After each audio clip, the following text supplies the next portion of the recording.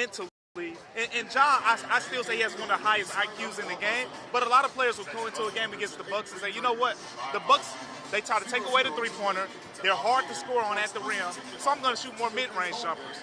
I can guarantee you that's not Ja's mindset. Ja's mindset is, my strength is when I get downhill, get to the basket, and if that doesn't work, I'll adjust accordingly. But you know he's going to come in this game, he's going to be aggressive, and I tell you what, it's going to be fun to see him go at Brook Lopez, because if I'm John Morant, I'm thinking, hey, yeah, he's blocking all those other dudes, but none of them can jump like me. Well, that's fair, but also, as much as we're talking about Ja going against Brook Lopez, I'm interested to see Jaren Jackson Jr. and him going back and forth, two of the best shot blockers in the NBA. You know, what are we going to see in the battle down low?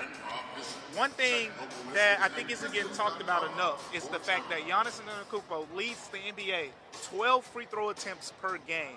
So, talking to Taylor Jenkins before the game, he said something I thought that was really important.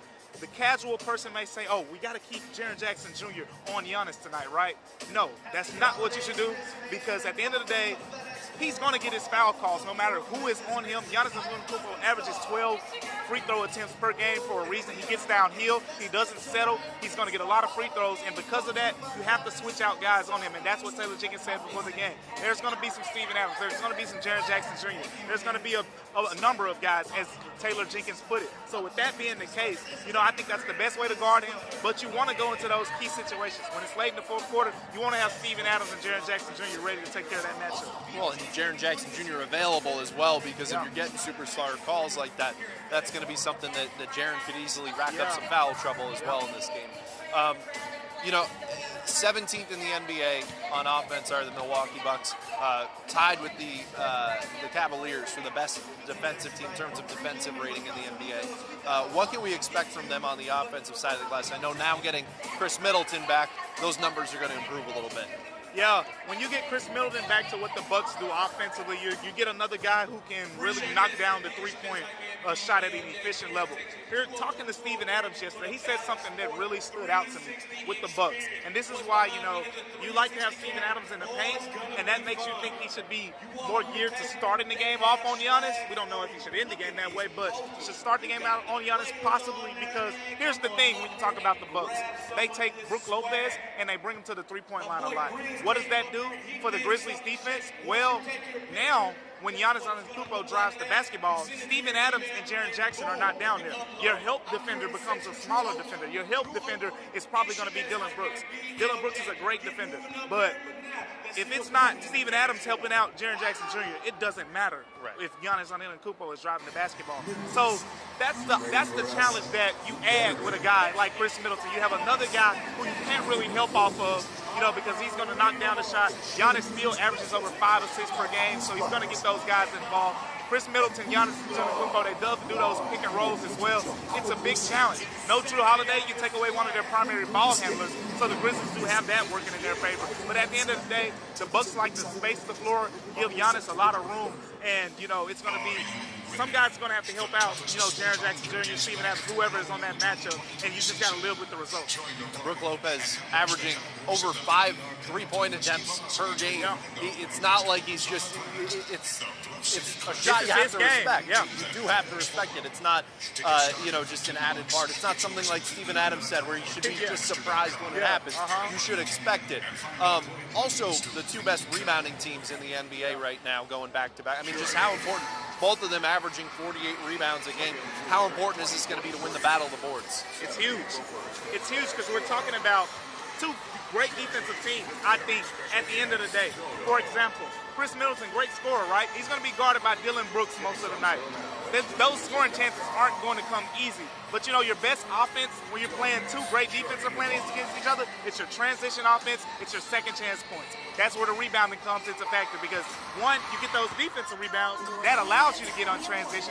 And then when you miss shots on the offensive end, those second chance opportunities, you have the defense scrambling in situations like that. That's when the Grizzlies can take advantage of certain situations. That's when the Bucks can take advantage of certain situations. So that's the key. I mean, rebounding is a huge part of this game because, quite frankly, these defenses are so good. Rebounding can be the one difference that kind of separates one team from another. I believe the line on Ja Morant tonight is 28.5 points. He's right behind us right now. You taking the over? It's tough, you know, because he gets to the rim with the best of them, right? But this team prevents that with the best of them. I'm gonna slightly go with the under on this one. I'm gonna go with the under, but I will say, you know, usually when Josh scores under the 28 points or so, the assist numbers are pretty high. So I think, you know, that is going to be a high focus from the Bucks on containing him from a scoring perspective. And when he goes inside, they're gonna bring more guys. It's not just gonna be Brook Lopez. And when those guys collapse down, the Grizzlies are gonna have to make shots, and then he's gonna get a high assist game, I'd say. Well, Ja also back-to-back double-doubles as well, looking for 3 straight, including a triple-double in one of those. Going to switch gears here shortly before we wrap up. Steph Curry, shoulder injury, out 2 weeks, will be reevaluated in 2 weeks.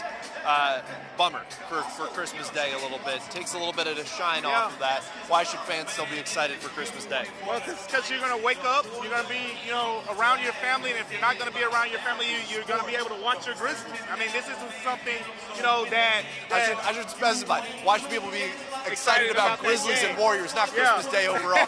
Spirit of Christmas is alive and well. The spirit of Christmas is alive and well. Well, look, at the end of the day, Klay Thompson is more than likely going to be available. Draymond Green, Jordan Poole, when he fills in for Stephen Curry, that team is still really dynamic. Like, let's not get it twisted. The Warriors are still going to have a lot of guys that can fill it up. And at the end of the day, it's the Grizzlies versus the Warriors. There's a lot of Dillon Brooks doesn't like those guys. Those guys don't like Dillon Brooks. What did Dillon Brooks say at the end of the season in his presser? Dillon Brooks said, you know what? These guys are getting older. We're young. We're coming. And this is an opportunity to kind of stake that claim. Like, you know what? These are the older Warriors. These are the young Grizzlies. Let's show them what we're about. Can't wait to see it. Part of 5 straight games coming on ABC 24 Christmas Day, beginning at 11 a.m. We also have a special edition of 901 Sports XL starting at 10 a.m. on Christmas Day. Coming back, this one's tipping off at 7 o'clock. After that, at 10 o'clock, I'll be recapping everything on ABC 24 tonight at 10. You can also look for DaMichael's recap and plenty of interesting content on the commercial appeal, commercialappeal.com/sports, right? Yep. Okay. Make sure I got the URL. Oh yeah, the URL is right. Yep. All right. Before we go, you've been hearing us. We've been asking the favorite Christmas movie from the Grizzlies all last 2 weeks before they head on the road. What do you have? What's number 1 for you? Home Alone easily. That's like half the Grizzlies' answers. If you want a different answer from me, I'd say I like the unconventional Christmas movies, you know, and one of my favorites is Friday After Next. That was Zaire Williams' answer. That was Zaire Williams? He was the only one. Yeah. That's an unconventional one because it's not your typical holiday cheers. Everyone's in a good mood. You got a guy stealing from everyone, and everyone's trying to get in the Christmas mood. So I like that angle too. Friday After Next would be my other one, but Home Alone, same kind of theme, you know. Not the Christmas spirit is being ruined a little bit, but you know what? It ends up being a good day at the end. There you go. Well, see, I'm only going to defend it because nobody on the Grizzlies said it. Yeah. Santa Claus got no answers. Yeah. That jetpack, the elves and all that, I wanted a jetpack because of that movie.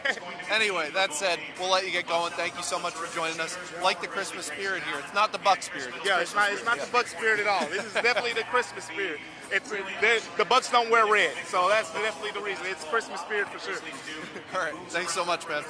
We'll check back at 10. Thank you for watching.